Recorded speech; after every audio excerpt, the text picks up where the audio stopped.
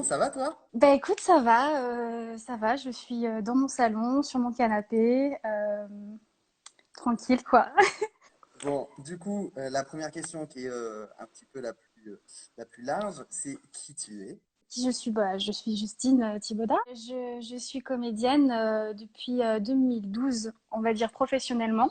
Je suis née à Paris, mais j'ai pas du tout grandi à Paris. Mais je me sens pourtant très parisienne.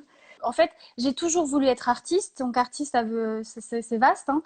Mais en tout cas, j'avais envie d'être dans la lumière. Voilà, quand j'étais petite, ça a démarré où j'ai commencé à faire de la danse avec mes copines. On avait un groupe de danse.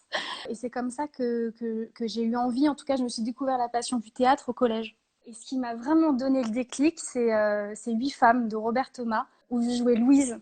Et en fait, c'est là où j'ai vraiment dit, enfin, je me suis vraiment sentie, enfin, j'ai senti qu'il y avait un truc, quoi. Voilà, que j'aime, enfin, c'est quelque chose qui m'intéressait beaucoup. J'ai du coup tout arrêté pour être actrice quand j'étais en licence. Voilà, vous savez tout. Et, et du coup, je Presque. rebondis sur la dernière phrase. Quel conseil tu pourrais donner? C'est quoi un petit peu la première étape? Je crois qu'il n'y a pas de règle. Chacun a son propre parcours. Après, si j'ai un conseil à donner, c'est si c'est vraiment une passion, faut pas lâcher. C'est surtout être sûr, vraiment, de cette envie de jouer. Il y aura toujours celui qu'on aura repéré dans la rue, celui qui aura cette chance de débutant. Il y en a, et heureusement, tant mieux, c'est bien. Après, c'est du travail. Le travail, c'est quoi? C'est prendre des cours. La lecture, ça passe par être curieux quoi, du théâtre, des metteurs en scène, se cultiver, aller au cinéma, aller dans les musées. Enfin, en fait, c'est un tout être acteur aussi, c'est être extrêmement curieux. Bah, là, les semaines qui vont venir, ça va être compliqué, mais je suis sûre qu'on va vite revenir à quelque chose de... Pas comme avant, j'espère, parce qu'il y a des choses... Enfin, pas comme avant. Comme avant, si, pour aller au théâtre et au cinéma, Ouais, mais on a compris. pas comme avant. Ouais, t'as compris. Alors, je te propose qu'on continue. C'est pas En tout du cas, vin, c'est juste un jus de cranberries. en tout cas, ça me fait vraiment super plaisir de te voir. C'est toujours la même chose. Que t'apporte le théâtre pour le cinéma ou l'inverse? Le théâtre, il y a quelque chose de très instantané. On a une réaction directe du public. C'est quelque chose, faut le vivre pour le ressentir. C'est quelque chose d'assez magique. Du coup, ça demande, je trouve, une rigueur supplémentaire. Parce que le théâtre, en gros, c'est du direct, hein. Donc voilà, t'es en live, voilà, si tu te plantes, tu te plantes. Faut ça se rattraper. Et puis quand tu joues des textes classiques où tu peux pas vraiment, du coup, improviser. Donc ça demande énormément de rigueur et de travail. Le cinéma, pour moi, c'est beaucoup plus intimiste. Je dis pas qu'on a le droit à l'erreur au cinéma, mais disons que on sait tous que si on se bourse, on peut recommencer, là, on peut refaire Il une y a une prise, marge quoi. Donc, de du manœuvre. coup, il y a peut-être quelque chose de plus cool. Et en même temps, bizarrement, moi, je me sens plus en pression quand je suis sur un tournage que sur un plateau de théâtre. L'image reste aussi, donc c'est ça la différence. Quel est le rôle que tu as préféré jouer au théâtre? Oh là là, mais disons que cette question, elle est trop dure. Ouais, mais tu as le droit de dire tous ou pas du tout, ou je passe. Ok, je vais plutôt dire ça. Préféré, je sais pas, mais marqué. Ouais. Le premier, c'est Sainte-Thérèse.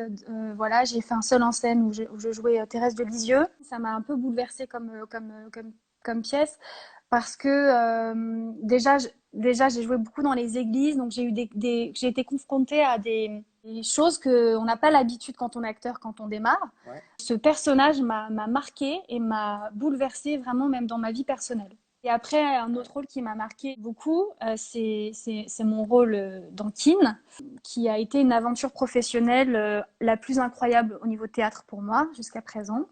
J'ai quand même passé une audition pour ce rôle. D'ailleurs, je dois dire que j'avais préparé cette lecture avec toi, Alex, puisqu'on était en tournage ensemble. Et du coup, je crois que tu me portes assez bonheur. Je vais venir à chaque fois que j'ai un casting tourner chez toi. D'ailleurs, je rebondis, puisque pour cette pièce, ton talent a été reconnu. Tu as été nominé pour les Molières.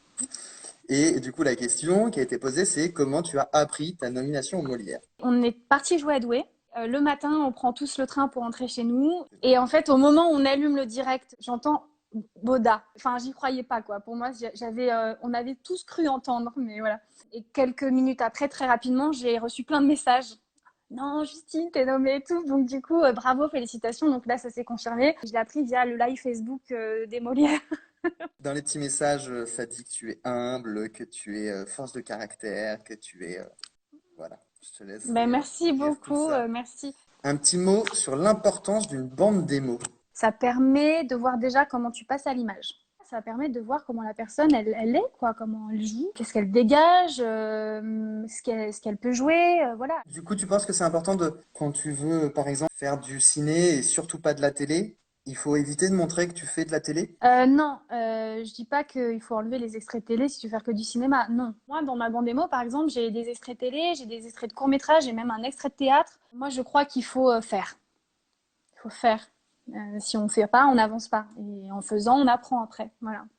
Si je te dis quel est ton état d'esprit pendant un casting ou une self-tape?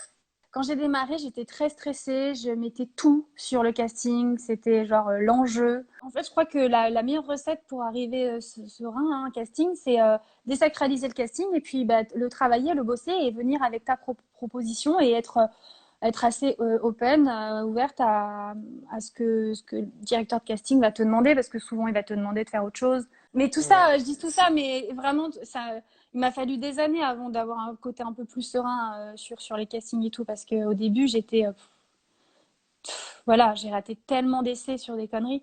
L'avantage d'une self-tape, c'est que tu peux recommencer. Mais ce qui est chiant, c'est que tu n'es jamais satisfait de ce que tu tournes. Donc en fait, tu pourrais en tourner 100 des prises. La difficulté de la self-tape, c'est pas seulement bien jouer, bien ci, bien ça et bien faire son truc, c'est aussi bien se filmer, bien se mettre en lumière. Au moins, quand tu le fais chez toi, essaye de bien le faire, quoi. Pareil, j'ai fait une self-tape avec toi. J'ai eu le rôle. Putain, merde. et moi je rebondissais T'es juste sur très ce que tu viens de concentré, dire en Alex. disant. J'adore. Non, mais c'est que j'essaie de. Mais non, non, mais en plus je suis à fond dans ce que tu dis. Alors, quelle est la relation que tu entretiens avec ton agent? Est-ce que pour toi un agent c'est indispensable ou non? Écoute, j'ai de très bonnes relations avec mon agent. Il n'y a pas de meilleur agent que d'autres. Je crois qu'il faut trouver son agent avec qui tu es bien et avec qui tu es sur la même longueur d'onde. Moi, c'est le cas avec mon agent actuel. Je sais que je peux lui parler, lui dire les choses. Voilà, elle m'aide à y voir plus clair. Donc non, avec mon agent, ça se passe très bien. J'ai des relations professionnelles, mais il y a quand même cette petite touche où je sais qu'on peut un peu se parler. C'est important. Et est-ce que c'est important d'avoir une agent? Oui. Mais on peut faire sans. Je connais plein d'acteurs qui n'ont pas d'agent et qui travaillent plus que moi, qui s'en sortent très bien, qui ont un avocat pour leur contrat et qui se sont fait leur réseau eux-mêmes. Quel est ton point de vue sur la VOD et le cinéma? Je pense que je suis pas assez, je connais pas assez bien le sujet, honnêtement, pour débattre là-dessus. Mais je crois qu'il faut vivre avec son temps, qu'il faut arrêter d'avoir peur de la concurrence. Mais pour moi, ce n'est pas une concurrence parce que ce qu'il y a sur Netflix, il y a quand même de très beaux films qui sont sortis. Il y a quand même des séries assez incroyables qui sont sur. Et on est contents, nous, spectateurs, de les regarder. Et moi, je serais ravie, comme comédienne, de jouer dans des putains de séries comme ça. Euh, voilà, faut évoluer, quoi. Voilà, le cinéma, il sera toujours présent. Moi, je crois pas au fait que le cinéma va mourir à cause de cette plateforme. Dernière question, quelle relation attends-tu d'un réalisateur? Moi, j'attends qu'il y ait une relation de partage, que le réalisateur soit présent avec son acteur. Pour moi, la préparation du rôle du personnage, elle ne se fait pas seule, elle se fait aussi avec le réalisateur, parce que le réalisateur a une vision, tout simplement, de son film, donc de son personnage. Donc, partager, discuter, travailler ensemble, faire des lectures, faire des répétitions. C'est rare de faire des répètes. Donc moi, ce que j'attends, c'est d'avoir un réalisateur présent Est-ce que toi, tu as un petit mot de fin, tu as envie de dire quelque chose en particulier? quand on pourra, voilà, à tous, quand vous pourrez, quand on sera en sécurité et tout, de retourner au théâtre et au cinéma. Voilà, c'est tout ce que j'ai envie de Yes.